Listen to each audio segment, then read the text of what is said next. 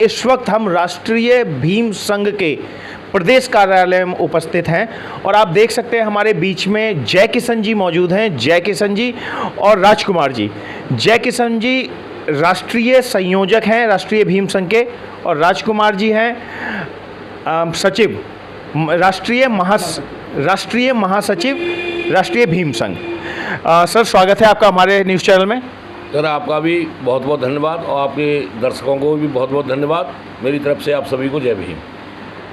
पहला प्रश्न मेरा जय किशन जी से रहेगा। जय किशन जी, मेरा सबसे प्रथम प्रश्न आपसे यही है कि ये जो राष्ट्रीय भीम संघ है इसकी आपने स्थापना कब करी और इसकी स्थापना करने के पीछे क्या उद्देश्य है आपका? सर इसकी स्थापना करने की या बनाने की हमें क्यों ज़रूरत पड़ी? वैसे तो बहुजन समाज में लाखों संगठन हैं, लेकिन प्राय ये देखने में आ रहा था कि जिस संगठन ने रफ्तार पकड़ी वही राजनीति का शिकार हुआ। हम भीम आर्मी में हुआ करते थे चंद्रशेखर जी की में, उन्होंने आज़ाद समाज पार्टी बना ली, हमने उन्हें छोड़ दिया। हम भीम आर्मी जय भीम में गए, वहाँ भी हमें कुछ थोड़ा अच्छा नहीं लगा।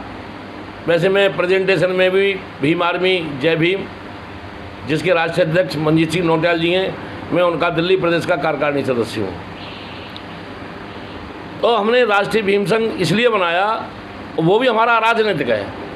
हमारे राष्ट्रीय भीम संघ के सामने बिल्कुल अराजनीतिक शब्द लिखा हुआ है, जिससे हमारा राजनीति से कोई मतलब नहीं। क्योंकि जनता से जुड़े, समाज से जुड़े जितने भी कार्य होते हैं वो संगठन के थ्रू ही करा जा सकते हैं, राजनीतिक पार्टी के थ्रू कभी नहीं होते। सचिव जी, आपसे मेरा एक प्रश्न है, आप राष्ट्रीय भीम संघ से कब से जुड़े हुए हैं?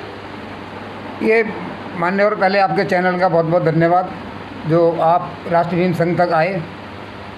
ये हमारा राष्ट्रीय भीम संघ बनाने का मतलब ये है कि लोगों के अंदर, देखिए क्या है, 1950 में हमारा भारत आज़ाद हुआ। हमारा संविधान जो है, लोगों को संवैधानिक जीवन के बारे में नहीं पता है। लोग कहने का मतलब हमारा राष्ट्रीय भीम संघ का मेन मकसद है कि लोगों के अंदर धार्मिक जीवन तो लोगों का सब अपना है। लोग कोई भी, हमारे बाबा साहब ने आर्टिकल 25 संविधान के अंदर लिखा है कि आज अगर आप सुबह हिंदू धर्म पकड़ते हैं तो शाम को आप कोई भी धर्म पकड़ लो। वो आदमी का अपनी मतलब निजी वो है, अपने निजी उसमें आदमी धर्म चेंज कर सकता है, उसमें किसी को वो नहीं होना चाहिए। पर एक संविधान जो संवैधानिक जीवन है वो भारत के हर आदमी के अंदर उतारना चाहिए, और जो कि नहीं उतरा हुआ। क्योंकि लोग ना पहले संस्कृति में बहुत बहके हुए हैं। 1950 से पहले लोग क्या है कि क्रिश्चियन लोग अपने क्रिश्चियन धर्म को मानते हैं, वो अपने बाइबल के हिसाब से चलते हैं। हिंदू लोग अपने ग्रंथों के हिसाब से चलते हैं, और जो सिख लोग हैं वो अपने इस हिसाब से। लोगों का जीवन जो है ना बटा हुआ है।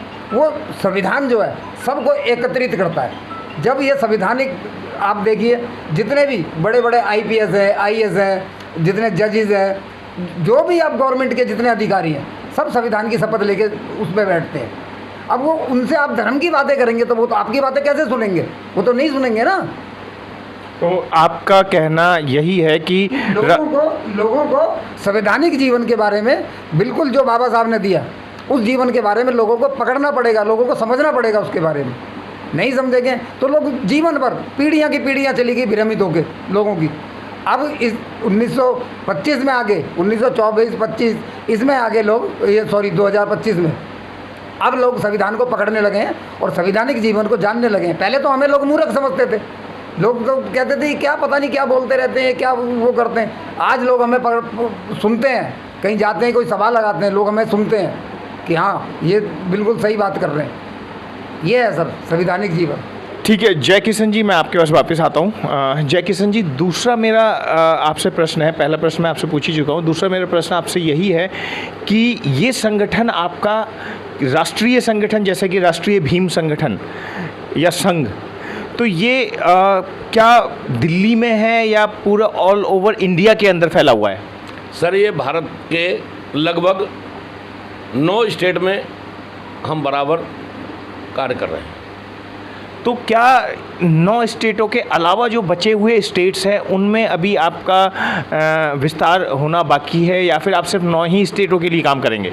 नहीं सर, विस्तार करेंगे, हर स्टेट के अंदर जाएंगे, हर स्टेट के अंदर जाएंगे और लोगों को संविधान के तहत जीने के उद्देश्यों को बताते हैं हम, और उन्हें जीने के लिए प्रेरित करते हैं। ये हमारी राष्ट्रीय पुस्तक है, जिसे हम अपने शब्दों में राष्ट्रीय पुस्तक कहते हैं।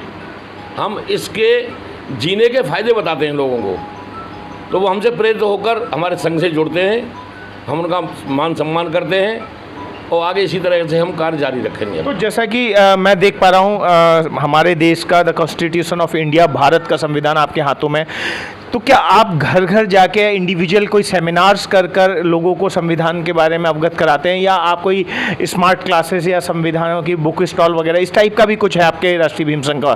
सर, मेरा आपसे और आपके दर्शकों से सुझाव है कि आप हमसे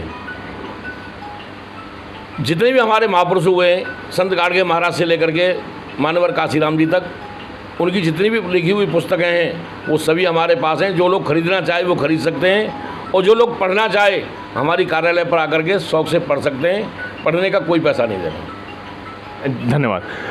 राज